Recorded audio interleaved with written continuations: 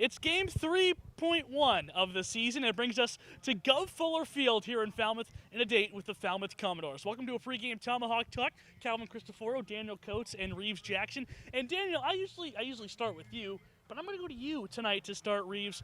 Last night, the game in Kentuit called in the fourth inning due to rain, and the Braves at the time were trailing 5-3. It's the first time all season we've really seen this Braves pitching staff roughed up even a little bit. So what can Andrew Taylor, the guy who's getting the ball tonight for Bourne, the Central Michigan product, really do to put this Braves staff back on track? Well, first of all, I think you have to credit Kentuit and their offensive attack last night. I mean, they were just getting to Peter Van Loon early on.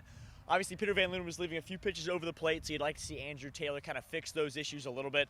I mean, but the Central Michigan product is the real deal. It's the third consecutive 6'5" pitcher that the Braves will send out there, starting with Bennett, obviously Van Loon last night, the righty Taylor. He was excellent. 11-win season with the Chippewas, ERA just over 1.8, 125 strikeouts in just 24 walks. So when you have 101 more strikeouts than you do walks, you know you're doing something right. So Andrew Taylor, obviously, he threw 5 complete games in 2021 for the Chippewas, and 2 of those went for shutouts. So obviously, we're expecting big things from Andrew Taylor. Hopefully, we'll get the Braves to a 3-0 record to start the year. Well, our run of excellent college mascots continue. We had the Anteaters represented from UC Irvine, and then tonight the Chippewas from Central Michigan. But Daniel, last night the Braves offense, they really didn't seem to skip a beat. 3 runs in their 4 at-bats, but tonight they have a tall, some might say, task against a 6'9" left-hander on the mound against them. So what can the Braves offense do to really keep it rolling?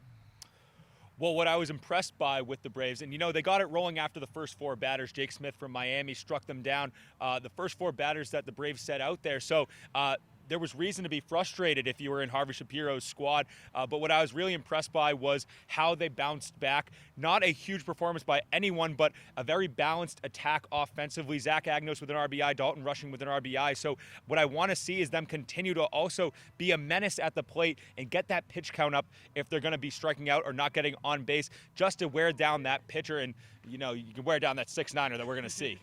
Yeah, he's going to be a big guy, a big force for Falmouth tonight against Bourne. But now it's quiz time. And, in my classroom, we do fill in the blank. So for the Braves to win tonight, they have to. I think just get back to what the pitching staff was doing over the course of the first 2 games. Obviously, allowing 5 runs in the first 4 innings to the Kettleers yesterday. Got to get back on track. Obviously, we love what we saw from the offense. They were very resilient, but we'd like to see the offense score those runs while having the lead. So I think in the pitching staff, if Andrew Taylor can get ahead, who knows who we will see behind him today. But obviously we're excited to see all the new pitchers that will feature for the Bourne Braves. So the pitching staff can just get off to a few scoreless innings to get the Braves offense on the board. Then I think Bourne will be looking very happily to what potentially could be a 3-0 record to begin the season. They might get a sticker on their paper, you might say. Reeves, I'll go to you next, Daniel. For the Braves to win tonight, they got to. I think the Braves tonight have to get off to a lead.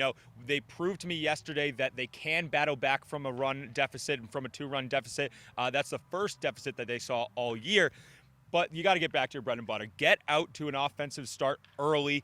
Get runs on the board. And, that's what they've been doing the past 2 games. So that's what I want to see. Get that top of the lineup, I should say, hot and, Fedco and Lampy. If we do see them today, I want them to kind of set the tone early on instead of that 4-batter slide that they had early on in the last game yesterday.